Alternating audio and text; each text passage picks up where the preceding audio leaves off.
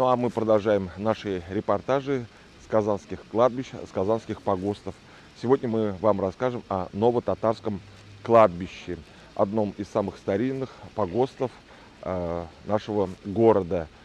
По одним данным он был основан, и первые захоронения появились в 1728 году, по другим, то есть это начало 18 века, по другим данным в начале 19 века, 1806 году. Но как бы то ни было, это исключительно, можно сказать, татарское кладбище. То есть если на других кладбищах еще участки подразделяются по вероисповеданию, то это во все времена было именно татарским кладбищем.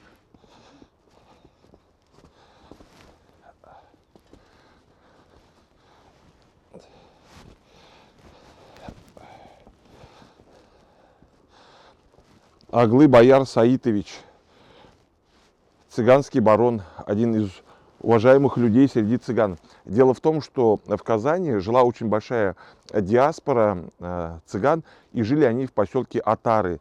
В 70-е, 80-е годы их дома просто поражали своими размерами. Это были настоящие дворцы. Но они и сейчас производят впечатление. И в частности, Бояр Саитович был человеком очень уважаемым, много лет сидел в тюрьме. Последние годы, если не ошибаюсь, он тоже был в тюрьме, давал распоряжение оттуда. Так вот, легенда гласит, что когда он умер, во время похорон народ плакал, женщины рыдали, рвали на себе волосы, срывали с себя золотые украшения, наряды, драгоценности, кольца, перстни, и все бросали в могилу бояра Аглы. Так вот, когда бояра Аглы похоронили, ночью пришли воришки, пришли мародеры, выкопали, забрали драгоценности. Так дальше идет продолжение. На следующий день опять пришли цыгане и по-новому организовали такие баронские похороны. Опять все украшения, золото, драгоценности покидали в могилу бояра Аглы. Ну и для того, чтобы избежать дальнейшего мародерства, воровства, со всех сторон сделали саркофаг из бетона. Сверху, по бокам и снизу. И по воспоминаниям одного из работников кладбища, здесь действительно пытались сделать подкоп к этой могиле. И, кстати, цыгане, как я уже говорил, они жили в поселке Атары, занимались торговлей на Сорочьем рынке, торговали джинсами. Если вы помните, на вокзале они всегда ходили и говорили: компактная пудра, жвачка, тушь, компактная пудра, жвачка, тушь. Ну, это пудру они так вот показывали. И они, я их наблюдал за ними, женщины торговали махеровыми шарфами, майками, пакетами, косметикой, а мужчины стояли поодаль, в стороне, в дубленках, золотыми зубами фиксы, меховые шапки, руки в карманы, и со стороны за всем происходящим наблюдали. Но они, мужчины, покупали книги. Как сейчас помню, книга Яна «К последнему морю» они брали на этом рынке толкучем за 10 рублей. Но по тем временам это приличная сумма была. Женщины зарабатывали, мужчины вот книги покупали. Вот такие у нас цыгане.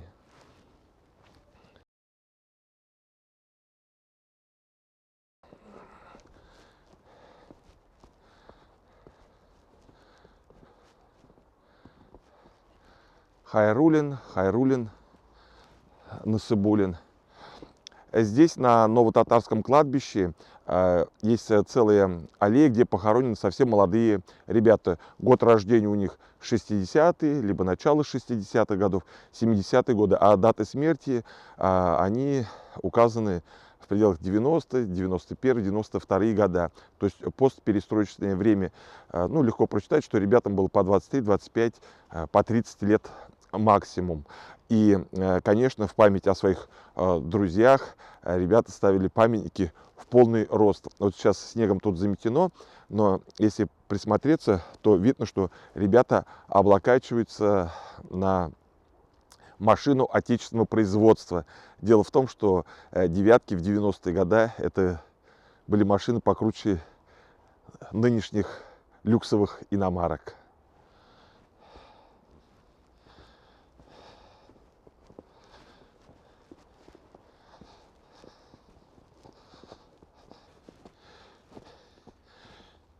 Речапов Ленар, Ричапов Нурулла. Два брата.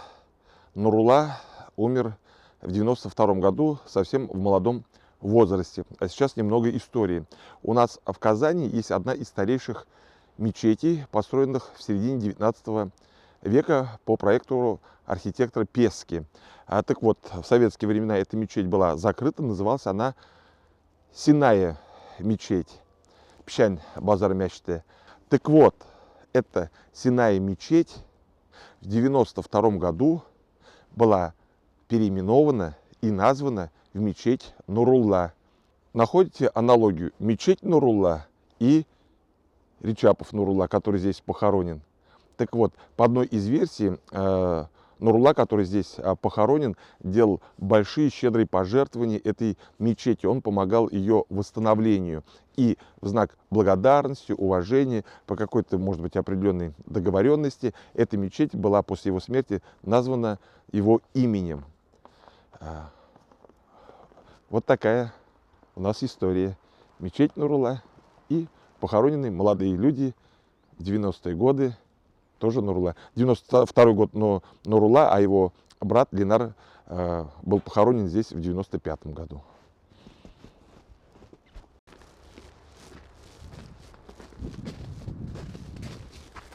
Вот, вот же, конечно, вот же эта могилка.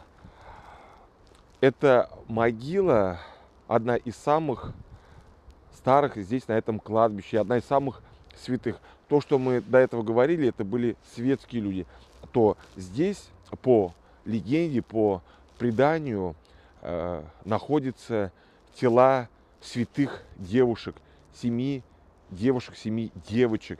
Это 7 сестер, которые во времена Ивана Грозного отказались принимать христианство. И они вынуждены были бежать. И для того, чтобы не принимать чужеродную религию, чтобы сохранить религию предков, своих родителей, они покончили с собой. И по легенде они утопились. По другой версии они спасались от стрельцов. Но тем не менее это намоленное место. 7 девушек, я затем всех их по именам назову. Даже в советские времена были бабушки, которые читали намаз, поминали своих родителей, ушедших в мир иной, предков, и упоминали поименно вот этих девочек. Более того, я сам лично, это вот не вымысел, я сам лично знал одну бабушку, которая прожила 80 с лишним лет, и она в своих молитвах упоминала этих девушек. И вот когда мы говорили про Сара Садыкову, ее настоящее имя Биби Сара. Вот эта Биби, приставка, она была народной, вековой. И вот я перечислю 7 имен девушек. Биби Мешкаль Бике, Биби Дармант Бике, Биби Хажат Бике, Биби Шишем Бике, Биби Шахачам Бике, Биби Дармант Бике, Биби Намарат Бике, Мехамед Хасим Кызлары. Это надгробие уже современные. Здесь написано кириллицей. А сейчас я покажу настоящее надгробие, которое насчитывает около 3-4 столетия. Вот здесь.